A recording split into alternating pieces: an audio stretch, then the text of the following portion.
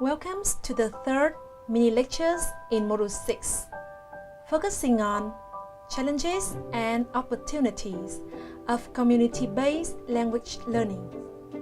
So far today, we have talked about the 7 phases that we need to follow when implementing a community-based language learning program, as well as useful strategies we can employ to keep the program moving. In this third mini lectures of the module, Implementing a Community-Based Language Learning Program, we will talk about the opportunities as well as challenges we may have when implementing a community-based language learning program, such as time commitment, community impact, and student learning opportunity, just to name some. I will also suggest some solutions to tackle these challenges. Of the many concerns that educators expressed about community-based language learning programs, possibly the most frequent is that it takes a lot of precious time. Indeed, it takes significant amount of time to develop a productive working relationships with the community partners, to design projects that meet both learning and community goals, to manage the logistics of the projects as they unfold, to engage students in special skill trainings, and to reflect on the meaningfulness of projects with students. In addressing the issues of time commitment, there are 4 possible solutions that can have. Centers for Teaching and Learning, public service offices, community partnerships databases, community resources. Centers for Teaching and Learning. Centers for Teaching and Learning offer many resources to assist you in efficiently planning community-based language learning courses that have a high impact on students and the community. Because each course and community projects can be unique, the most useful service is usually a one-on-one consultations. However, we also offer workshops on community-engaged teachings, and we host a working groups on these pedagogies for experienced faculties. Public Service Office relies on community service offices to bridge the gap between campus and community. Your fellow educators and your institution's public service centers can help you to develop meaningful partnerships more efficiently. Indeed, peers in your faculties may have established community partners and project ideas to suit a wide variety of learning objectives. They, therefore, can help make the implementation much easier and help establish a positive working relationships between you and your community partners. Community partnership databases. Increasingly, many educational institutions are developing online databases that faculty, students, and community organizations can use to register needs or ideas and develop partnerships. Community resources. Likewise, your local community or government may have organizations that facilitate civic actions, from volunteerism to campus partnerships. They are likely to know of a variety of community projects that might fit with your research or teaching interests. 2. ensuring positive community impact. What if your community-based project with students turned out to be of limited impact in the community? For many educators, this is a significant concern, since we would like to have our community partnerships be mutually beneficial, and because we want our students to feel effective in their work. In addressing the issues of time commitment, there are 4 possible solutions that are proven to be useful. 1. Assessing community need. 2. Creative and flexible project design. 3. Setting realistic project goals. 4. Assessing impact. Assessing community need. To ensure a project has significant impact for a community, it is important to address a community's most urgent needs. Therefore, it is important to rely upon well-respected community leaders and organizations for an assessment of its need and for greater background on the issues of the community faces. This should be supplemented with academics or government research that may be available about the community. From this need assessment, community goals should become clearer, which in turn will allow project ideas to emerge more easily. Again, public service offices or experienced faculty may have done this work already, so please rely upon them. Creative and flexible project design. When designing a project with a community partners, it is important to balance both community engagement and student learning goals equitably. This might involve some creativity and flexibility on both sides. Educators need to be flexible in adapting the learning goal of a course to the practical needs of a community partners. Likewise, community partners may need to be flexible in choosing projects that will provide meaningful learning experiences for students. Open and supportive communication, mutual understanding, and trust are invaluable in this process. Setting realistic project goals.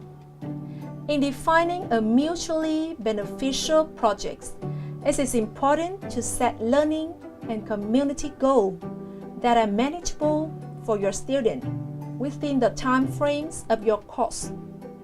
Further, it is important to communicate this goal clearly to your student and ensure they have a clear sense of what will be expected of them at every step in the course. Assessing impact. As in any forms of instruction, it is imperative to evaluate community language learning projects and its impact. While educators typically gather student ratings of a course, there often is no such mechanisms for community partner evaluations. Community partner evaluations can be done in the midst of a project for the purposes of implementing any mid-course corrections. But they also should be done once the project is finished to determine its final impact. This can be in the forms of a final written evaluation that an educator asks them to submit, one with specific questions regarding every phase of the project, from the usefulness of a project design to student conduct to the helpfulness of the final result. If there is more than one partner and they have online access, using an online survey service such as SurveyMonkey can ensure greater anonymity and openness. Ensuring student learning. Another worry, but not least common, is that students will not be prepared well enough to complete a community-based project successfully, and that this will limit the learning experience as well as fail in helping their community partners. While failures can happen in any teaching setting, the obligations educators and students may feel to community partners can make that prospect more worrisome. It is therefore important to ensure students have all the preparation necessary to succeed in their projects and to benefit from the learning experience that community engagement provides. In addressing the issues of ensuring student learning, there are 4 possible solutions that can be resorted to. Content, orientations to the community partners, skill trainings, and assignments. Content, for the greatest synergies between learnings and service tasks, and for the greatest chance of project success, it is important to weave the project thoroughly into the contents of the class. It is therefore helpful to provide students with course content. For example, readings, lectures, discussions that develop their knowledge of community issues and their understanding of relevant theoretical perspectives. When possible, it is helpful to have community partners suggest useful reading, provide a guest lectures, or participate in class dialogue. Orientations to the community partners. Students may benefit from an orientation to the projects and the community with their community partners, whether it is off campus or in a guest lecture. This helps to provide students with an introduction to the community and the project goal, and better understand the synergies that exist between service and learning goal. It also can help the students to make the community partner less abstract and enhance their sense of accountability to the projects, serving as an important motivation for student performance throughout the course. Skill training. If students require skill training that will be helpful in the project, such as interviewing or filmmaking, just to name 2, it is important to set aside time for this inside or outside of class. In these trainings, it may be helpful to rely upon colleagues or support staff who have the relevant skill. Assignments.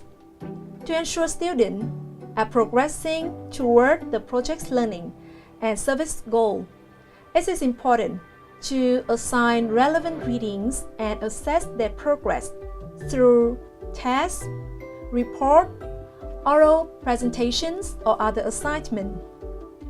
If the project is substantial, it is helpful to assign its component pieces throughout the course so that students gradually build toward the final result with important comments and corrections along the way.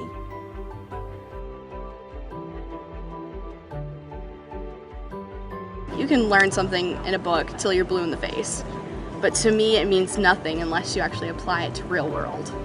That's what these elementary education majors are doing, applying what they learned in their college classroom to the real world. These are real life situations. This is real stuff. Like, in the classroom, they tell us what we can expect or what to expect or what you think you should expect or how to react to certain situations, but you can't expect any of that until you're in there and you're really interacting with the parents and the students. On Monday evenings during the semester, Mandy and her fellow students, with the support of their UNF professors, present workshops on how to use art to help kindergartners improve their language skills. Janelle, Your 10 seconds. I know you want to participate in the activities that we got going on. Okay, so no more laughing. Well, here, come over here, sit over here so you can see the book. Not only do they get a chance to work on things like classroom management and conflict resolution, they also get to collaborate with the parents on how to use everyday opportunities to reinforce what their children learn at school. For students like Adam Barr, students who prefer to, as he says, get out there and do stuff, this kind of active learning is very appealing. This is a chance for you to actually go out and learn in the real world setting and be able to help the community, and you get to actually do stuff that helps out. Yeah, mix and mix and mix. This approach to transformative education at the college level is called community-based learning, and it's at the core of UNF's mission. In fact, UNF is nationally recognized by the Carnegie Foundation for the work UNF's faculty, staff, and students do with the Jacksonville community and the world beyond. The goal is to make it possible for virtually every UNF student to be involved in community-based learning.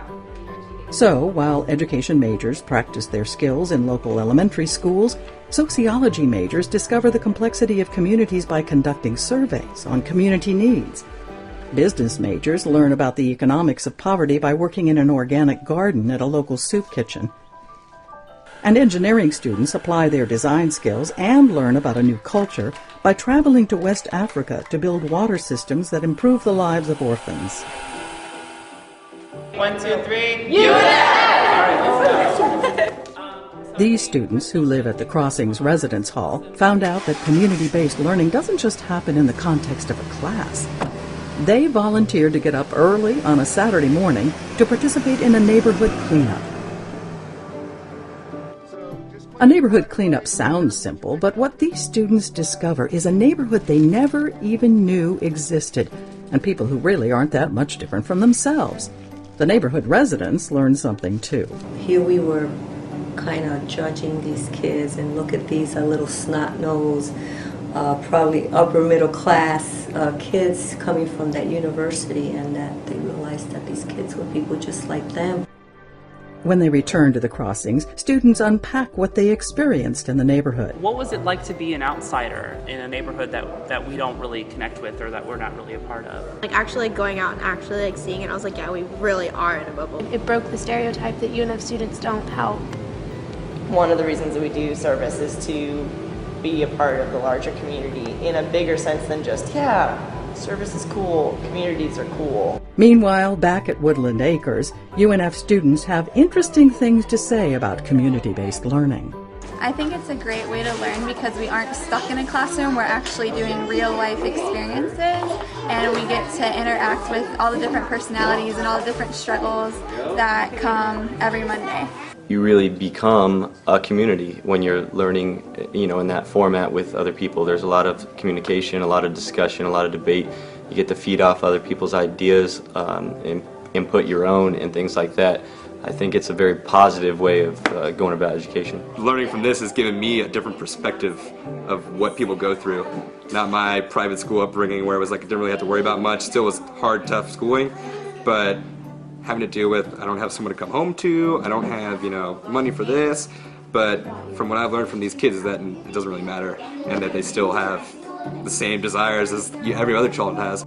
That's the point of community-based learning. It's designed to not only provide students the opportunity to apply their knowledge to real-world situations, but to help them develop the ability to better understand how different communities function, how the way people think can make the difference between success and failure, and how each and every member of a community has personal and social responsibility for the well-being of their community.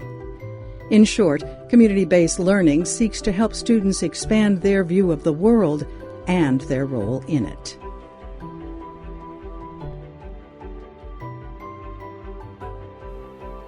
That is the end of the third mini-lectures in Module 6. Alright, we have so far discussed some issues related to the implementations of community-based language learning program. Remember that there will be a quiz and task following the module. Good luck with those. Goodbye.